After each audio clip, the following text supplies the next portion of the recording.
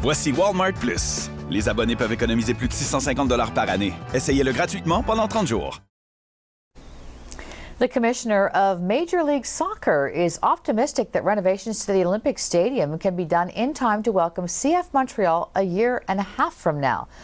Don Garber was shown illustrations of the future interiors of the stadium during a tour of the work site today, and he was impressed with plans to install a new roof and renovate the interior spaces to bring fans closer to the pitch.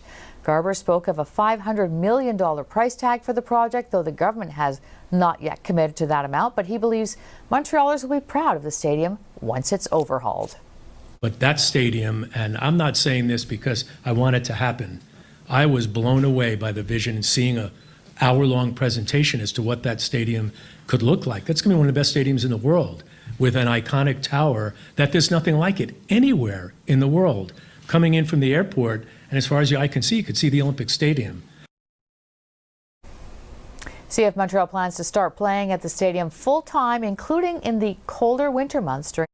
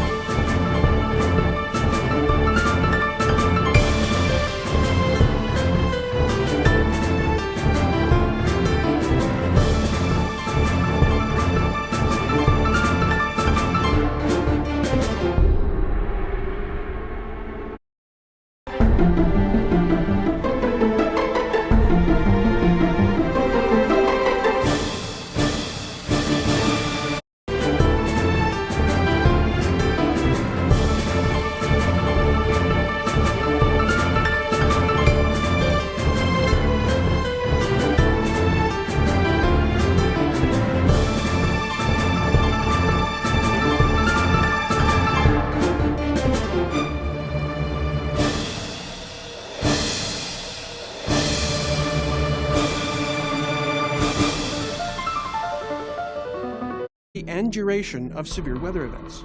This influence on weather patterns is not isolated to specific regions.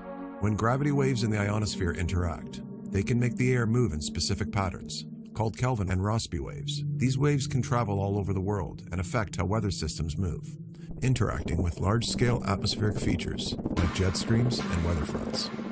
While the relationship between gravity waves and the ionosphere is a complex one, what we do know is that gravity waves are a key component of the atmospheric system that connects the lower and upper atmospheres, and it can have a big impact on the development and movement of weather systems and how they interact with other important atmospheric features.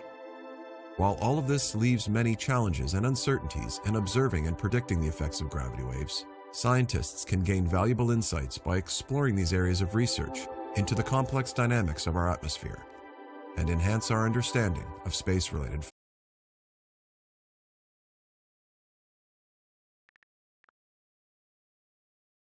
FIFA World Cup 2026 lives on TSN, the only place to watch every match. Oh, that's fantastic! TSN, home of FIFA World Cup. Subscribe now. What's going on, everybody? My name is Mike, and welcome to Bear Ghost Games.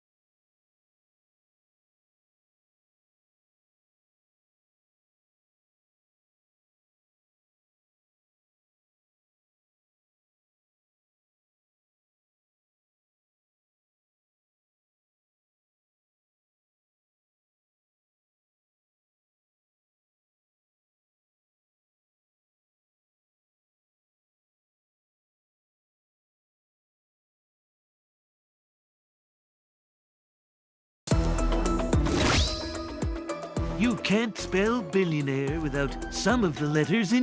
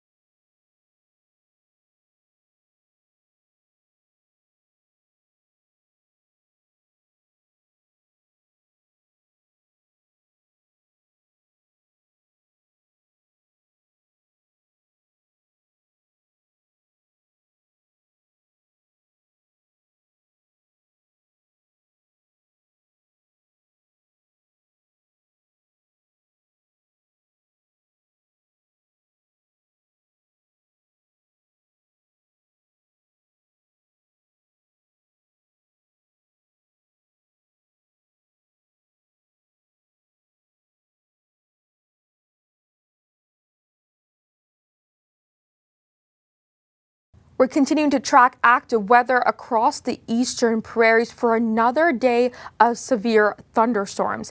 Exactly what are we looking at in terms of the timing? Now, you may have already seen these nocturnal thunderstorms bringing in heavy amounts of rain through the Saturday overnight and into the pre-dawn today. Now, behind this low pressure system, behind this cold front, comes in these discrete cells, these thunderstorms, severe in nature, that continues into late afternoon and into the evening. We can also continue to see this system become more linear into the overnight for another round of heavy rain.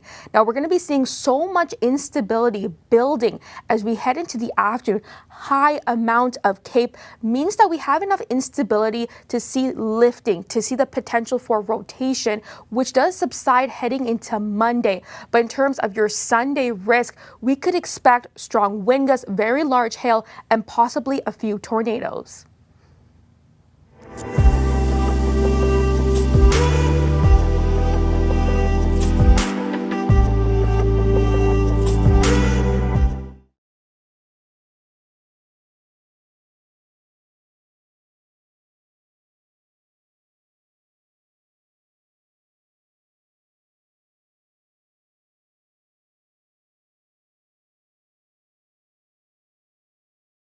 Tornadoes and baseball-sized hail all on the table.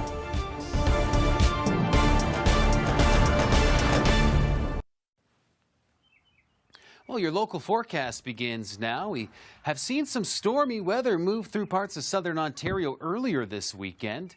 That put an end to a pretty prolific stretch of dry weather, although we get back to some drier conditions today as those lightning flashes have moved along out of much of Ontario. But the rain, well, something we haven't seen a lot of lately, and got a little shot of that heading into our weekend.